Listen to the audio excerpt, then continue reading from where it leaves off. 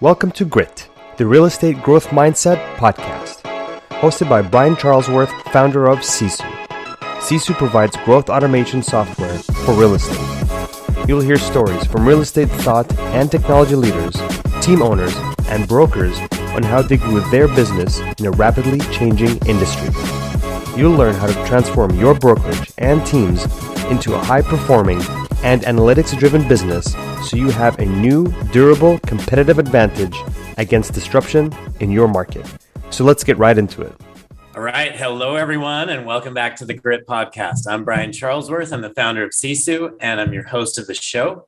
And today we actually have a show that is going to be like, this is something that so many of you should listen to because you are in this same world of being a team owner that is wanting to scale and get your business to that next level. But at the same time, you're still in production and you're figuring out like, how do I move forward?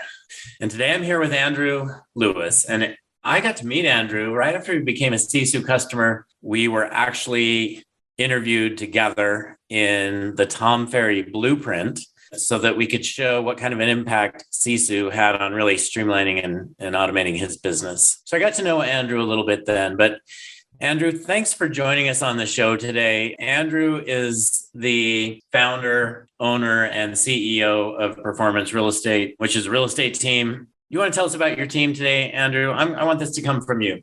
Yeah.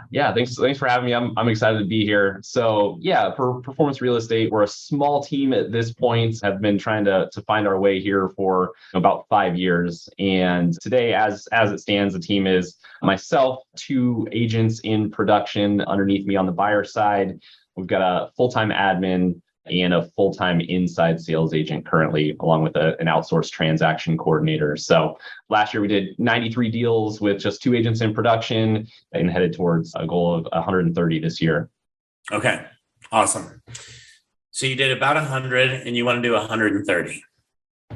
So my first question to you is, why not 200? Yeah. Most real estate teams are doubling their business every year right now. I can tell you this as a Sisu owner. I know our average customer grows their business at 107% year over year. So why not 200? Yeah, for us, we changed up our business model a little bit here over the last several months. Again, it was just myself and another agent in production, and we're trying out a model that was bringing people on salary-wise and allowing them to help us on the showing partner side, just to leverage our time and allow us both to be in as much production as possible.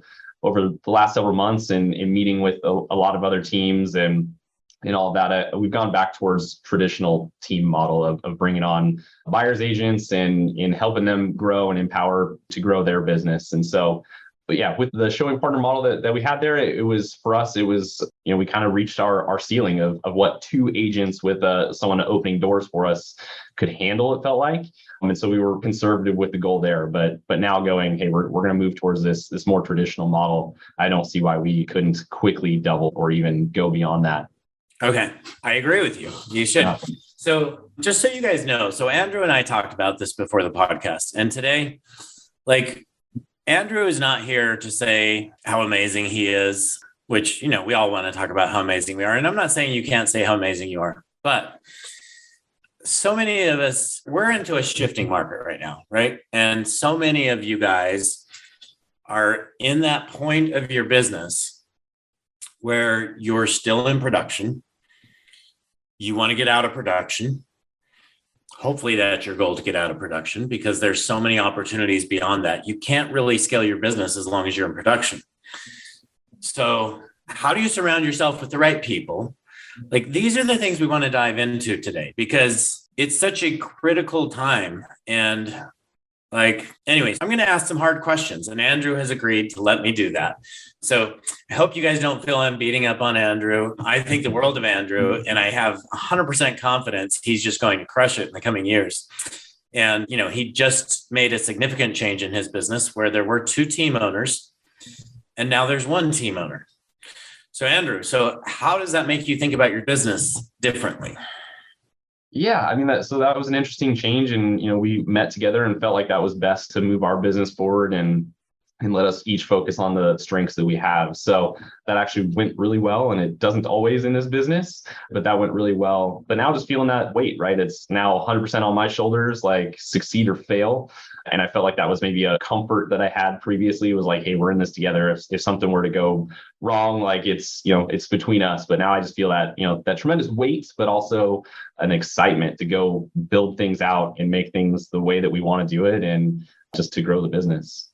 So you guys can feel, I don't know if you're watching or listening, but if you're watching and listening, you can definitely feel the sense of just like a weight lifted off Andrew's shoulders. He now feels like he can spread his wings and fly. And like he's got that excitement that he probably hasn't felt for the last year. So is that true? Am I describing that correctly? Yeah, I think through the process, like I think as a business owner, your journey, you learn so much about yourself. Same with having kids or being married or whatever. You're just learning so much about yourself throughout the process. And for me, I think as a business owner, I really learned I want things my way. I'm much more driver than I thought originally, going, hey, I want to implement these systems. This is the way we're going. We need to follow this. And so together, it was kind of, it wasn't meshing in that sense. And so now I'm really excited to go, hey, let's build this out, put the systems and processes into place, 100%, follow the plan and go execute on it. So excited in that sense that, I just have the freedom to make all those decisions real quick. And I felt like it was a much slower process, right? And any company that has a board of directors or anything like that, when you try to make moves, it's a slower process. And so now just to go, it's fully put on me. Yes, there's pressure, but now I have that ability to just make changes and make them happen quickly and implement things like the transition for how we're doing our team. Yeah, so that's exciting. So Andrew, I'm giving you permission to ask me anything you want during this interview as well. I've told Andrew in running Sisu, I've worked with and coached dozens of team owners and helped them get to doing over 1,000 transactions a year.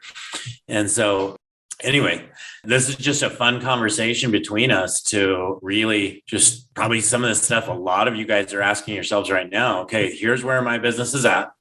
So Andrew just brought on his first few agents because he's been the rainmaker. He's been in production and he's just brought on his first few agents to his team. And now what's next? He already has 2 admins. Is that what I heard you say? So you have 2 admins and 2 agents. Admin, transaction coordinator, and then inside sales. Okay. So you have an ISA, you have an admin, and you have a TC? Yep. So admin being an ops manager? Hybrid currently. So looking to bring somebody in that would be a little bit more over the ops side of things. Okay. So he has 2, let's just say admin staff, 1 ISA to generate leads, and 2 agents. So it's definitely a challenging place to be as a business owner to have as many admin as salespeople. Mm-hmm. Right? Because the reality is if you have the right systems in place, which I know you have great systems in place because you use Sisu, if you have the right systems in place, you should be able to scale to 20 agents with pretty much the admin team you have, other than it sounds like you may need to bring in the right ops manager. And so, right. So let's talk about the who and not the how right now. Yep. Who we surround ourselves with is such an important thing. And I was telling Andrew, I finished a book today called The Compound Effect. Highly recommend it. I enjoyed it. It's a pretty casual reading, but it brings out a lot of great points. But he talks about something in there that we all know, like we've heard it a million times. We are pretty much who the top 5 people we surround ourselves are, right? That's who we are. So who are we surrounding ourselves with? We need to ask that about our friends. We also need to ask that about the people we bring into our business. And we need to bring in, we talked about the integrator, right, as well, the visionary and the integrator. You guys have probably all read that book. I know most people in real estate have, but Andrew is a visionary who can be an integrator. That's what I am, actually. That being said, for me to have, that's what Frank is in my life. Frank Felice, he is my integrator. Not having him in the business would make me constantly focus on doing daily tasks that don't let me focus on what I'm good at. So right now, is that a role you're trying to fill? Yeah. You So you just had a business partner and now you're like, okay, I'm this visionary and I'm doing the integration. I'm the integrator. What exactly are you looking for? Who do you want to surround yourself with today?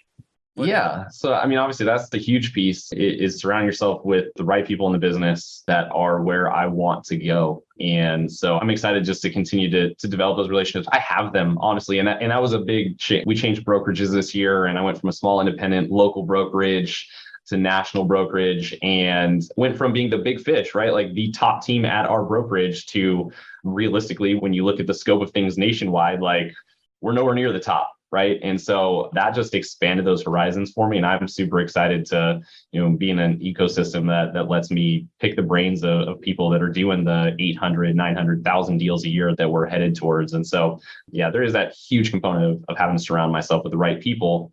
And then on the integrator side, that's, again, I feel like I've been gifted in both. And maybe that's an arrogant thing to say there is going like, I feel like I run a little bit of both, but I feel like I've been forced into the integrator role because, if you don't have one, you are one. And so I feel bogged down in the day-to-day of what we have to do in the business. And I've got a great admin that I can pass a ton of stuff off to, but I really need somebody that can oversee the day-to-day operations and allow me to be out there surrounding myself with other agents, being able to go out and visit others and be a part of their team meetings and learn and grow. And right now I'm having to be so much in the business that I don't have the time to go do that. Yes. Okay. So you made a change this year to where you went to a different brokerage. Yep. You were like the top dog in your brokerage doing 100 deals a year. And then you moved now to your Real, right? So you made the move to Real and now you're collaborating with all these team leaders that are doing, call it 800, 1,000 transactions a year. And you're like, whoa, how do I become that? Right. Yeah. So you've already done something good, which is you've put yourself in circles with these people that are playing at a higher level. So that's an amazing thing. So congratulations.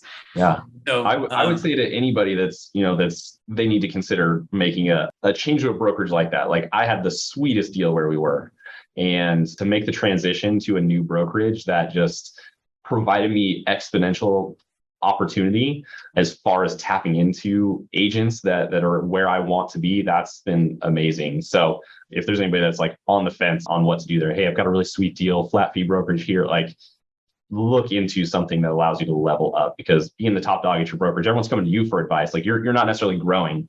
And unless you're really good at surrounding yourself with other people, that can be difficult, especially when you're the top dog there. Yeah. So most people I've talked to, meaning thousands of team owners. We have about 3,000 teams in Sisu now, just over 3,000 teams. So, I've spent a lot of time with a lot of team owners, and most people don't feel like they get a tremendous amount of value from their brokerage, right? So make sure you're somewhere where you're getting whatever value you need. So you talked about needing this integrator. So I can tell you, I'm going to share some experiences from my household, which my wife runs a real estate team. Spring, that's actually how I got into the business. That's how I solved the problems that needed to be solved with Sisu. 2 years ago, she was at about 300 transactions a year, right? Maybe 250, somewhere in that 250 to 300. And she was kind of where you are. She was still in production. Mm-hmm. She was super long hours. She was not able to focus on building a title company. She was not able to focus on building a mortgage company. She was not able to focus on building a coaching company, all of which she has now, right? So it's a really tough place to be, which she always calls it the messy middle. Yeah. Yeah, right. So I'm sure so many of you guys talking or listening to this right now can relate to this messy middle.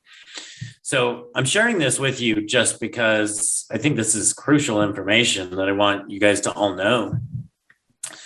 Not only you, Andrew, but everybody. Mm-hmm. But she decided she needed to bring two people into her life, right? And one was, call it a sales director, because she was sick of managing salespeople. Like that's not what she wanted to do with her day every day. She loves her team. She loves the people on her team, but she doesn't want to be the one holding them accountable every day. So how many of you find yourselves there? Are you there, Andrew? Oh yeah. Yep. Absolutely. Okay. And We've you only got two. You only have two agents. Yeah. She had, I want to say she had 15 agents at the time, I believe. Yeah.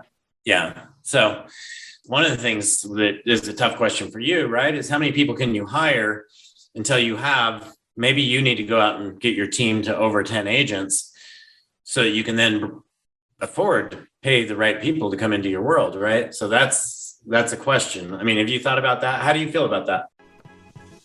If you've been enjoying Grit, please help us continue to grow the channel by leaving a 5-star review and sharing it with a friend.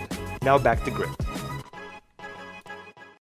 Yeah, no, that's the big thing is recognizing, right? You're looking for an integrator that's gonna come in and essentially run the day-to-day operations of the business. That person's not a $40,000 a year salary. That person is on a much higher compensation level, and whether that's a big base and some commission or bonuses or whatever that might be. So recognizing like, yeah, we need to pay this person really well because they're going to come in skilled. I'm not, necessarily looking to bring somebody in to teach them all of it, but yeah, I recognize that's the goal, is to I've got a couple more agents coming on here at the end of this month, and 2 more coming on, and then looking to get the team to 10 is my goal by the end of the year. Okay, so you just pointed out you're looking for an ops leader. You're not looking for a sales leader. You will probably take on the sales leadership role for quite some time still, I'm guessing. Yeah, I think I can maintain that if the day-to-day ops were off my plate. Okay, so it's the day-to-day ops you're looking for. So she brought in Justin to manage that side of her business. And then she brought in somebody named Sarah, who used to actually work with Frank Klesitz over at Viral Marketing. And Frank gave Spring permission to bring Sarah in, who had done a tremendous amount of work with VAs and building large VA teams, and just didn't build a real estate team, but happened to be the right operations person to really allow Spring to scale all of her businesses. So it seems like that's more the role you're looking for today. Yeah. So here's one thing that has been an eye-opener for me as I've looked at a lot of teams across the country. So many people look for transaction coordinators to be that person. What I've found the most successful people find is they find people from outside the industry that are really good in that role to now come into the industry. In Spring's case, both of those leaders she brought in as her who's in her business are both from outside of the real estate industry. What are your thoughts on that? Yeah, I mean, I think right. So we as a team, like we've had admin that was also our transaction coordinator that we also would have loved to have moved into the ops side. And it just, to your point, it just didn't work. They were bogged down by the day-to-day and maxed out a certain number of transactions. And so we tried that a couple of times and realized that didn't work. So I absolutely see, there's, unless somebody happens to be an ops manager somewhere else and looking for a different opportunity, that, it would be wise to seek somebody out that's coming from a different business that even brings in a fresh perspective. I'm not against that at all. Yeah. So you've already had that challenge. You've already had a TC that you wanted to move into that role. And the TC was so focused on being a TC, they couldn't get above the TC. And so what we find is sometimes, and that TC is probably a great TC, keep them as a TC, right? But the people we surround ourselves with, sometimes they're the right people to get us to a certain level. And for you, it's 100 transactions, right? And now for you to get to now 300 transactions, 500 transactions, who needs to be in your world to get you to that level? And that's where you really need to start thinking, right? Those are the people you need to hire today. Yep. Because you don't hire them like once you're there, you hire them to get you there, right? Yeah. So I think you see this, I think you know this, and I just want to bring this awareness to all of you team leaders out there who are in this market as it's changing. So I want to get your take on the market today, because I think the take is different depending on the size of your business. So I really want to get your take. And are you a broker? Are you an agent? Are you so tell me your take on the market today, Andrew. Yeah, I mean, we're in an interesting shifting market, as everybody knows. So things that have shifted quickly, like it just really feels like there was a button hit and we went from 30 offers on every property down to, 3 or 4, and, even some listings having to sit a little bit longer than that. And so things have shifted, but it's for me, I'm excited for it because we came out of this crazy market where it was impossible for a buyer in our area, unless you had $200,000-$300,000 in your bank account where you could put down a 20% or more down payments and cover a gigantic appraisal gap. You just couldn't compete. And so it was kind of luck of the draw, right? Like leads would come in and you're like, hey, this guy wants to buy, but can he even compete currently in this market? No. And so we were having to kind of put some stuff off to the side and, opportunity that was there, but unless they came in with that kind of cash, they just didn't have a chance. And so I'm excited now to see this shift coming that makes it a little bit more feasible for buyers, because then those buyers that are coming in raising their hands saying, hey, I'm a FHA buyer with 3.5% down, or in our area, VA military 0 down buyer. They never had a shot before, and now that they do. And so I'm excited for it. I know there's a lot of agents that are screaming, the sky is falling and oh my goodness, but it's going to be better on the listing side because we have opportunity to actually show off our marketing skills and what we will do to get a home sold. Because honestly, anybody could have put a home up for sale on the MLS and had 10 offers in the first day a couple months ago. And so on the listing side, we get to show off what we actually do in our systems and processes, and they're going to appreciate them more.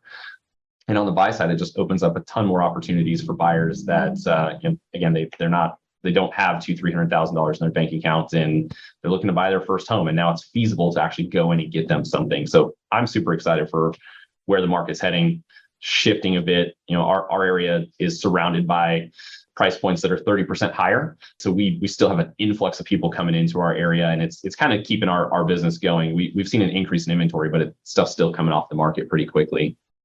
Okay. So you said you have agents running around saying the sky is falling. Give us more detail about that. One of the key things that I hear when you say that is you said agents. Mm-hmm. Who are these agents? Yeah, not on our team, thankfully. So, I mean, that's our goal, is to make sure that, they're educated enough and keeping up with, keeping current matters and things like that in all of the data that we have available to us. It shows us that things are still going to move forward. We just have to get more creative, on the listing and the buy side. But yeah, agents in our area, we just hosted a mastermind last week with about 25 local agents in our area. And we brought that topic up, right? That was the first thing that came up. It was like, hey, what do you guys want to talk about? And it went straight to the market. And to hear the negative mindsets of where we're going and misinformation, right? Like, we're not headed towards a 2008 housing market crash. We don't have that kind of inventory. The buyer demand is still there, and we just have high interest rates right now. Like that's our biggest battle. Well, they're high compared to where they were 2 years ago. Yep. But it wasn't that long ago that I remember refinancing at 6%. Yep. Right. So like that world was not that far away. The interest rates today are actually still really good interest rates. Right? Yep. So, and we've shifted the conversation with our buyers too, of, it's not necessarily because they're going to throw that objection about the interest rates. And we've just shifted it to, okay, what monthly payment are you comfortable with? And great. Oh, did you know you could afford a $500,000 house with that? And here's the properties, and just kind of going past that, because everybody's in their ear talking to them. And I think that was what we found with agents, was everyone's talking their buyers and sellers' ear right now about how it's a terrible time to buy. And oh my goodness, your agent should have had 32 offers on your property already by now because the neighbor did. Who's saying this? Who's saying it's a terrible time to buy? Those are friends and family of the buyers that you're working with. And so that was a topic that we came up with in our mastermind of going, they're going relatively to the 3% interest rates we had, but people are telling that. And so we're having to, be the source of information for our buyers and sellers right now that, preach against what they're hearing. Okay. So in this mastermind you guys had, and which I hats off to you for having this mastermind. I think it's amazing. How many of those people were agents? Because you keep saying agents. And How many of them were team leaders? That was all agents. So I would have been the only team leader there in the room. And then there was one other solo agent that has a really good enough production level. I think we were the voice of reason when it came to talking about what the market was looking like. But okay. So I want to bring that out, and I do this. I think this is a very important observation. I am a big believer that the future of real estate is real estate teams. I built my entire company based on that fact. Mm-hmm.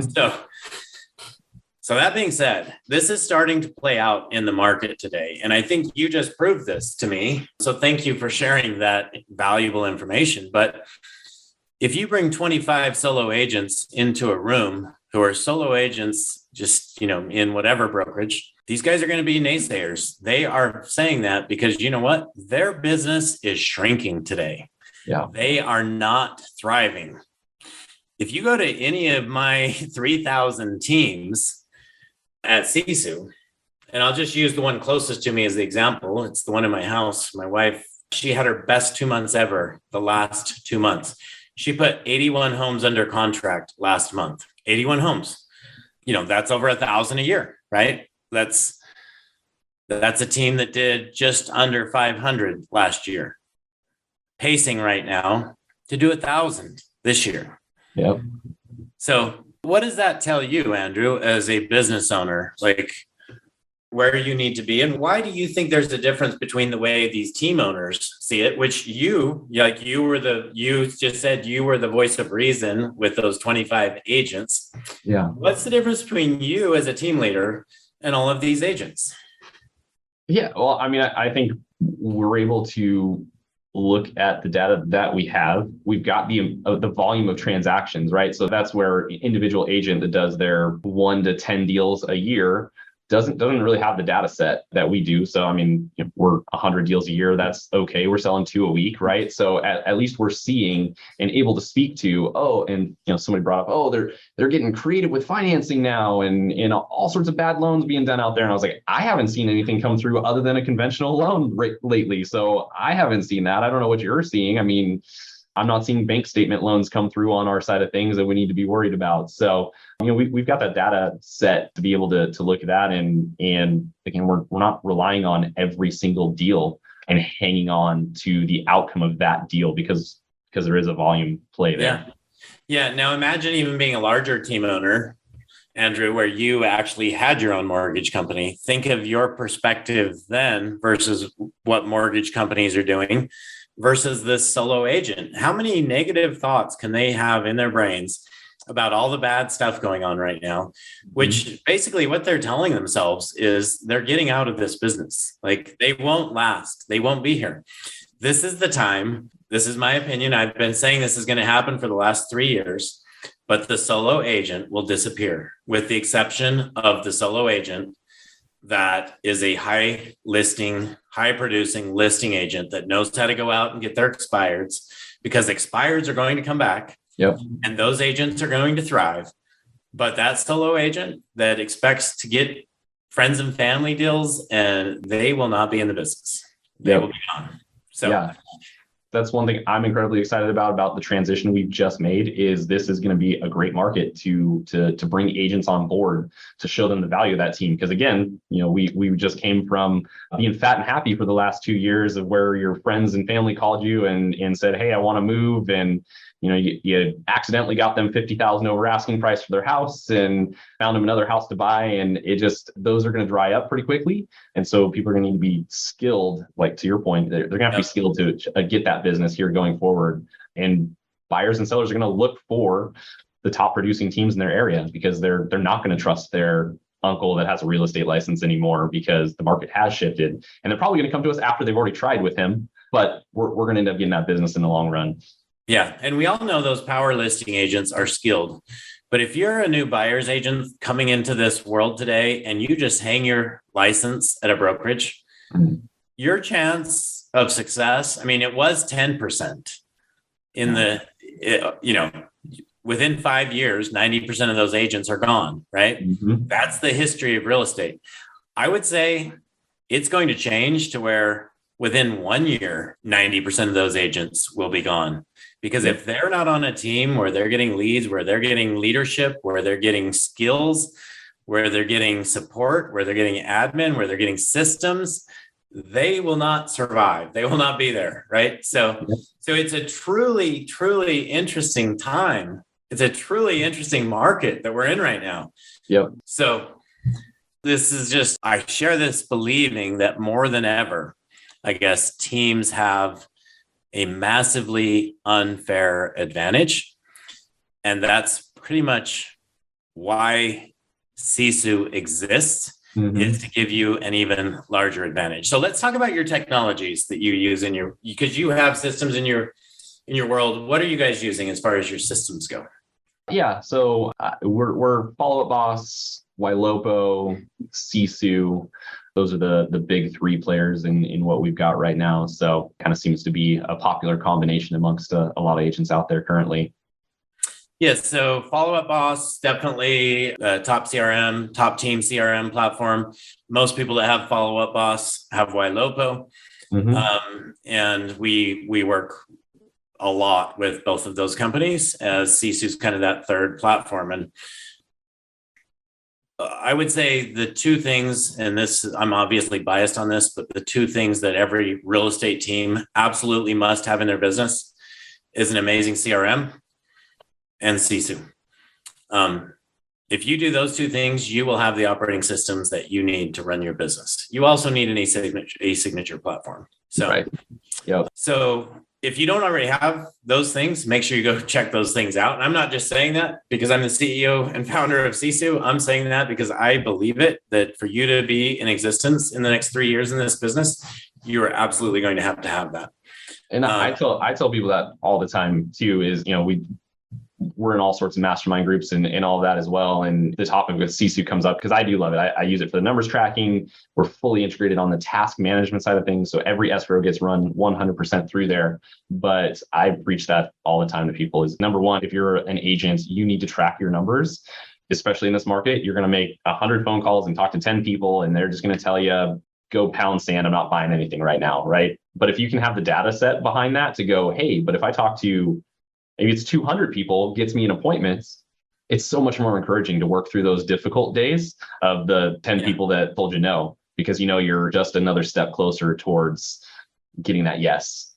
Yes. And backing into your goals, right? Let's just say your goal is to make 200,000 a year. That's double what most agents want to make. But let's just say you want to make 200,000 a year. At 200,000 a year, if you can back into that and know exactly, okay, what does that really mean? How many conversations a day do I have to be in? How many appointments a week do I have to go on, right? In order to put the proper number of people under contract and to get the right number of listings or buyers signed.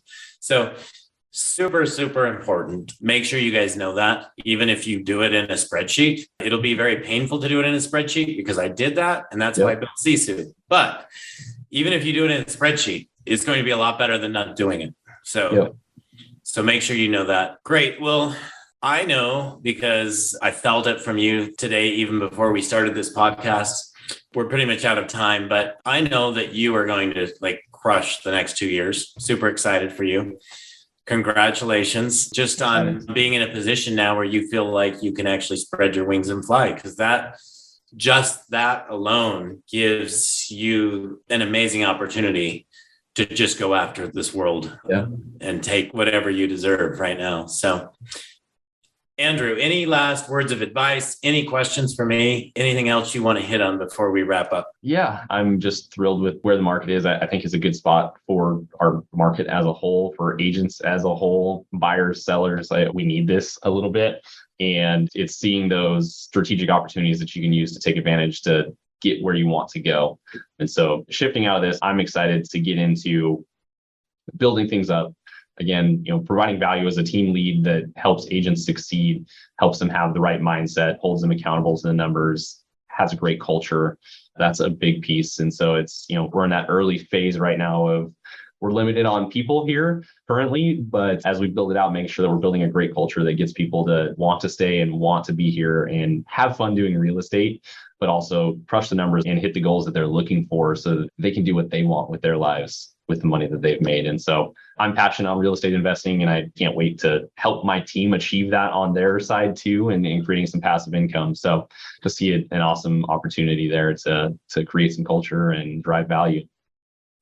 Well, it's been fun. It's been fun getting to know you over the course of the last year, and it's been fun having you on the podcast today. And I thank you for your honesty and just, where the market is at and where your team is at and where you're going and sharing your vision. It's been fun. And I'm really looking forward to seeing your success coming here over the next year and 2 years and 3 years. So definitely we're going to stay in touch, and I'm going to be able to be a part of watching you and being a part of you achieving massive success. So anyway, best of luck, everyone. Thank you for joining today. I know today was kind of a different format, and I actually really enjoyed this. So we may have to do some more of these as we keep going into this changing market. So Andrew, again, thanks for being on the show, and we'll talk to you again soon. Yeah, thanks, Brian. Thank you for joining us on our podcast. If you have an interest in a free 7-day trial of Sisu, go to sisu.co, sisu.co. Make sure that you use the coupon code GRIT, that's GRIT, to waive all your setup fees and receive a 10% discount on your subscription. If you enjoyed listening to this podcast and want to subscribe, search GRIT, the Real Estate Growth Mindset, on iTunes, Spotify, or Podbean. And with that, we'll catch you next time. Take care.